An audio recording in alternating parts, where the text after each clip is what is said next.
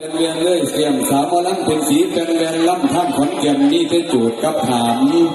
คณะท่านสารคามนี่มีแต่หมอลำหมู่คนอยากฟังหมอลำครูให้ไปเมืองอุบลบ่มีสอนมีสนมีแต่ติงเล่งเก่งถ้าอยากฟังหมอลำกิ่งให้มาฟังวงลำเจ้าสิมาข้างโลกหรือสิมาข้างทันเจ้าสิมาข้างดูหรือสิมาข้างอัน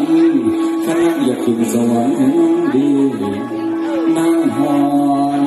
เอาเด้อ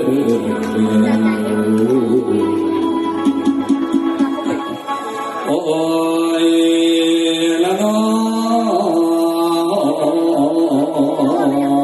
ผู้ฟัง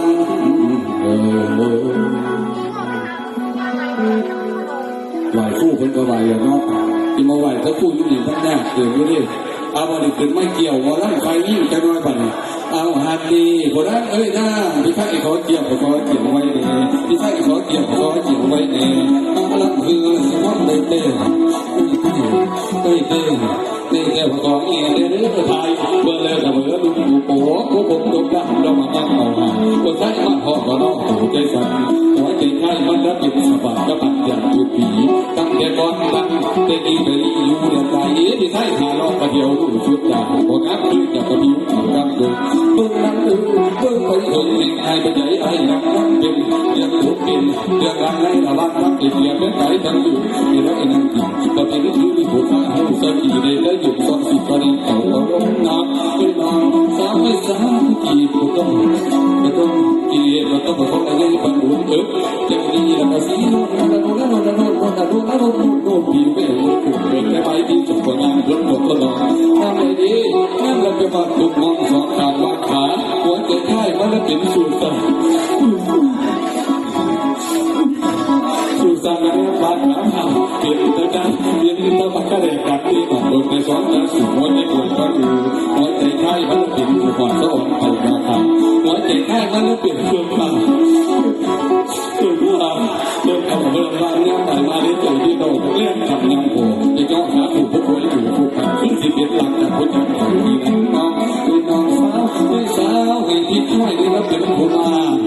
มาเอาบางตาอุดอีกชิดผู้ผาเศร้าผู้ผาเมื่อวานที่ทางอ่านที่ใต้ข้าหมองกระด้างน้องสวยอยู่ต่างข้าหูปีนี้ก็ยังพอจะก็ต่างหนักเกินต่างคนสาเนี่ยเรายังปืน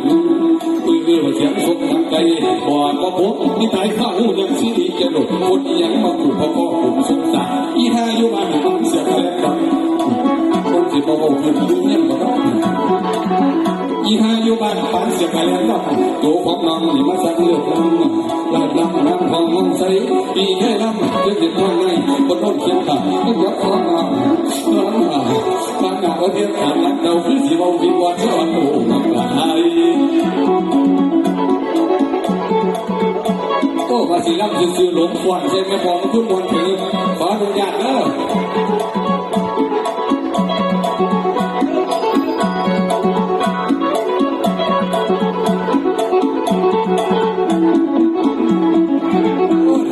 มองเงี้ยมันเก่าแล้ว